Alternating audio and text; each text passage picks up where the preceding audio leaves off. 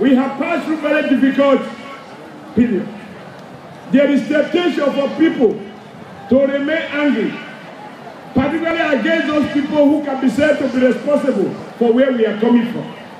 But we must understand that every time we spend lamenting about the past, every moment we spend agonizing about what people did against us, every minute we spend in bitterness is time lost planning for the future.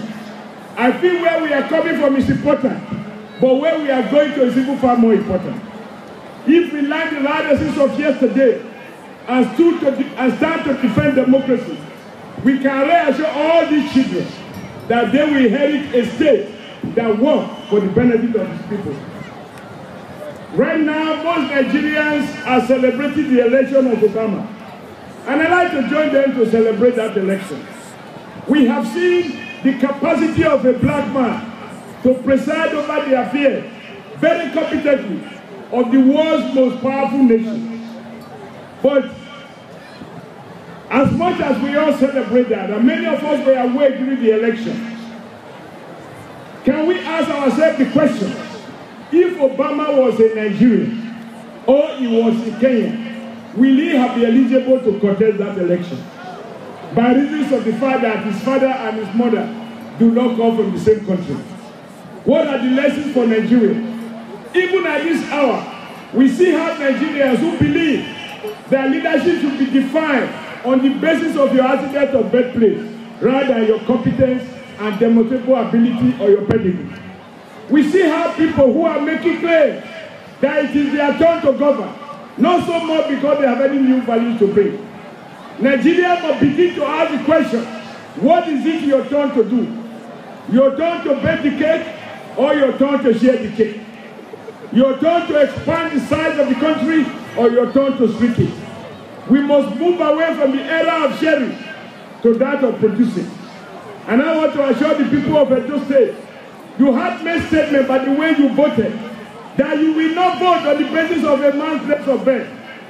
When they put advert that I was a stranger and that the stranger will go with whatever he had done when he's living, even the children ask whether the stranger will go with school, whether the stranger will go with Akokaba Road, whether the stranger will go with Urban Market Road, whether the stranger will go with Sapele Road, whether the stranger will go with Airport Road. If Nigerians adopt the attitude which the Benin electorate adopted, civilians or rather politicians whose only stock in trade is whipping up ethnic divide and primordial settlement, they will be permanently dismissed. And the political space will be open to men and women of courage, with vision, with ability, and with the required level of participation to harness the resources of our great country so that Nigeria can meet its purpose for which God created it. Let me conclude by thanking all of you who have come. And I ask all of us to renew faith in our great country. Just now, far too many people even wonder aloud whether Nigeria is a country.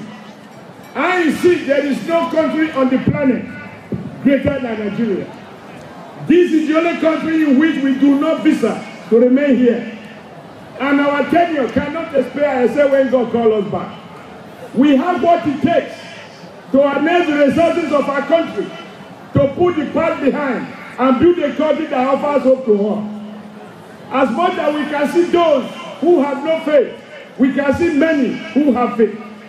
And that leads me to the last man I want to acknowledge and appreciate this afternoon. At a time when Nigeria are transferring the wealth of our country to other countries, we have a Nigerian who believes that these resources must be invested in Nigeria so that the unemployed will have jobs, so that we can add value to our raw material, grow the Nigerian economy, move it away from a consuming nation to a producing nation.